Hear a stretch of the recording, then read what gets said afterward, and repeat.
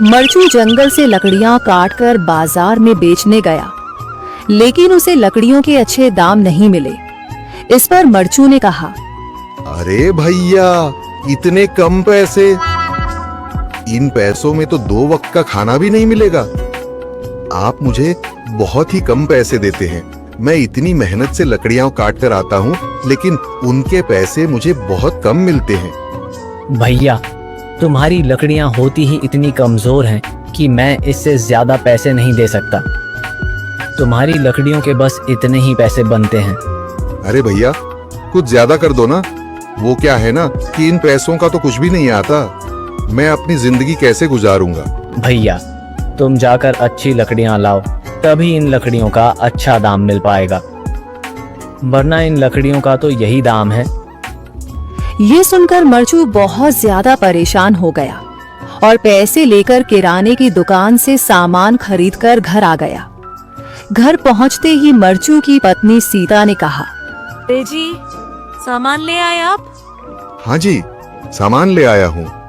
सीता के चेहरे पर खुशी छा जाती है, लेकिन जब उसने सामान देखा, जी, इसमें तो बहुत थोड़ा सामान है। हाँ सीता, मुझे पता है कि यह सामान बहुत थोड़ा है, लेकिन मैं क्या करूं? मेरे पास जितने पैसे थे, मैं उतने का ही सामान लेकर आ गया हूँ। इस तरह हमारा गुजारा कैसे हो पाएगा जी?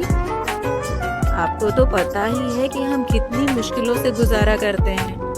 हाँ हाँ, मुझे पता है, लेकिन मैं कर भी क्या सकता हूँ?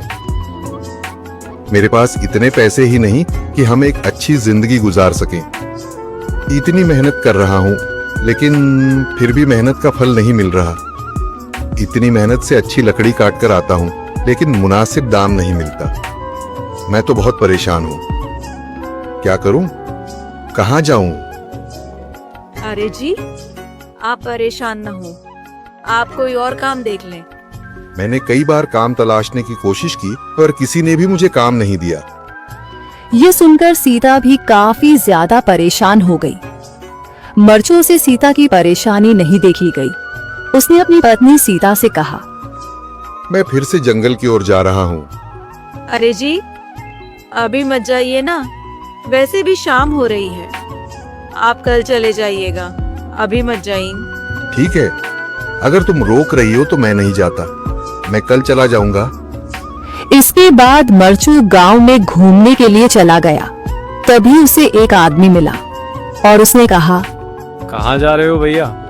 और सुनाओ, क्या हाल चाल है? जिंदगी कैसे गुजर रही है? अरे भैया, तुम्हें तो पता है कि लकड़ियां काटकर कैसे गुजारा होता है। हाँ भैया, तुम सही कह रहे हो। और आसपास के जंगलों में अच्छी लकड़ियां भी नहीं है। इसके लिए तो जंगल के अंदर जाना पड़ेगा। पर जंगल के अंदर तो काफी सारे जंगली जानवर होंगे। मुझे बहुत डर लगता है भैया, मैं जंगल में कैसे जाऊंगा?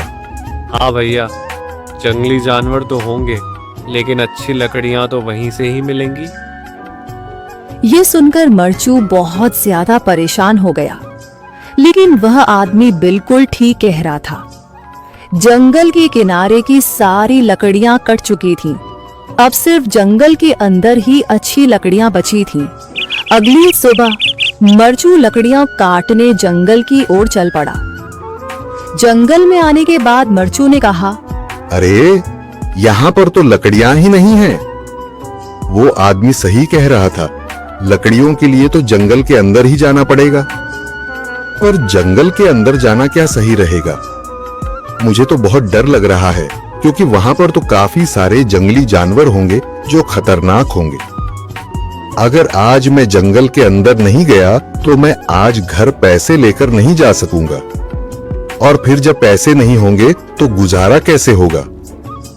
मरचू जंगल के बाहर खड़ा सोचता ही रहा और फिर उसने सोचा, अरे, यहाँ पर भी कोई मजबूत पेड़ दिखाई नहीं दे रहा जिससे मैं लकड़ियां काटकर घर ले जा सकूं। लगता है और अंदर जाना पड़ेगा। यही सोचकर मरचू जंगल के अंदर चला गया। अंदर जाने के बाद उसने इधर उधर पेड़ देखे, पर उसे कोई भी अच्छा पेड़ दिखाई नहीं दिया। यह सोचकर मरचू जंगल के और अंदर चला आया।